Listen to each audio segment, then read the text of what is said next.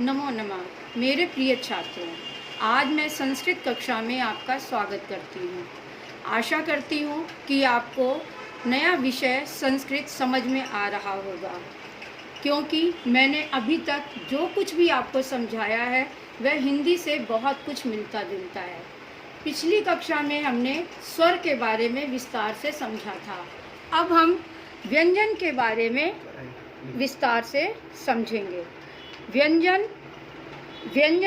जो जैसे आपने हिंदी में सारे वर्ग वो क ख ग घ ञ च छ ज झ ञ ट ठ ड ढ ण त थ द ध न प फ ब भ म, ये सारे जो व्यंजन हैं ये संस्कृत में भी बिल्कुल हिंदी की तरह ही है, लेकिन इनका क्या गया है क ख ग घ ञ, इसको क्या कर लिया गया है, इसके पहले वर्ण के आधार पर कवर्ग, इसको कवर्ग में बांट दिया गया है।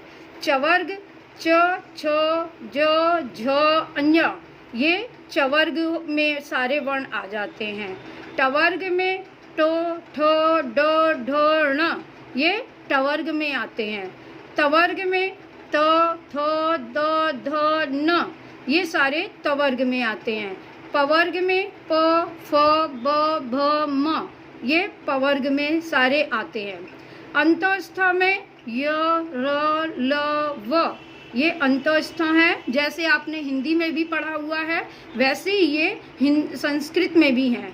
ऊष्म व्यंजन भी आपने हिंदी में पढ़े हैं, श श स ह, वैसे ही संस्कृत में भी हैं। इस प्रकार क से लेकर के म तक ये सारे जो हैं, इन सभी व्यंजनों को वर्गों में बांटा गया है। प्रत्येक वर्ग के जो पहले वर्ण के आधार पर उस वर्ग का नाम रखा गया है। जैसे क ख ग घ ञ, तो उसका पहला अक्षर क है तो उसको कवर्ग में, च छ ज झ ञ, उसका पहला अक्षर च है तो उसको चवर्ग में। ऐसे ही सारे वर्गों को बांटा गया है। इस प्रकार इन्हें 5 वर्गों में बांटा गया है। अंतस्थ व्यंजन, जैसा कि आपने इनके बारे में हिंदी में भी पढ़ा है, य र ल व, ये सभी अंतस्थ व्यंजन हैं। अब है ऊष्म व्यंजन। उन व्यंजनों को बोलते समय हमारे मुख से गर्म हवा निकलती है, इसलिए इसे ऊष्म व्यंजन कहते हैं। जैसे श श स ह, ये सभी ऊष्म व्यंजन हैं। अब आते हैं संयुक्त व्यंजन। संयुक्त व्यंजन, 2 वर्णों के मेल से बने व्यंजन संयुक्त व्यंजन कहलाते हैं। क्ष त्र ज्ञ श्र, ये सभी संयुक्त व्यंजन हैं। अब मैं ये निम्नलिखित वर्णों के संयोग से बने हैं। जैसे आपने हिंदी में भी पढ़ा है, क और श मिलकर क्ष बन गया, र प्लस त मिलके त्र बन गया, ज प्लस ज मिलके ज्ञ बन गया, श प्लस र मिलके श्र बन गया। इस प्रकार क्ष त्र ज्ञ श्र, ये संयुक्त व्यंजन है। इस प्रकार इनकी उत्पत्ति हुई है 2 व्यंजनों के मेल से।